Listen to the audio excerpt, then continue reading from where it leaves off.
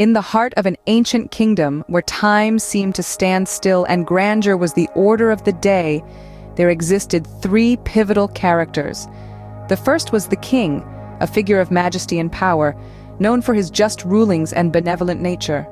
The second was the queen, a woman of grace and wisdom, her heart as vast as the kingdom she shared with the king.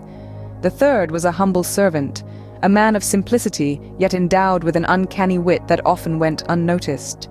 The servant, living in the shadow of the king and queen, had a life that was far from royal. His circumstances were such that he found himself in dire financial straits, needing a sum of 5,000 rupees to alleviate his situation. In his desperation, he turned to the king, appealing to his benevolence. He asked the king for a loan, promising to repay it with interest. The king, however, was not one to part with his wealth lightly.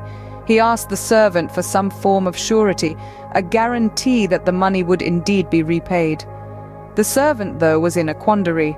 He had nothing of value to offer as surety, leaving him in a predicament.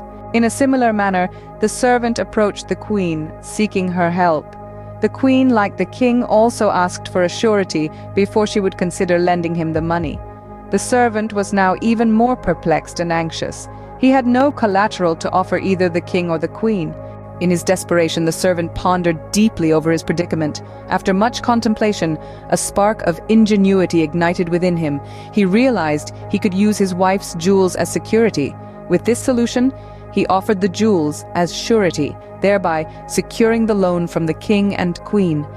In conclusion, the story of the king, the queen, and the ingenious servant underscores the power of wit and resourcefulness. Despite his humble status and lack of wealth, the servant was able to navigate a complex predicament through his clever thinking. His ability to use what he had, his wife's jewels, as a form of surety, solved his dilemma and allowed him to secure the much-needed loan. This tale serves as a testament to the power of wit, even in the face of adversity.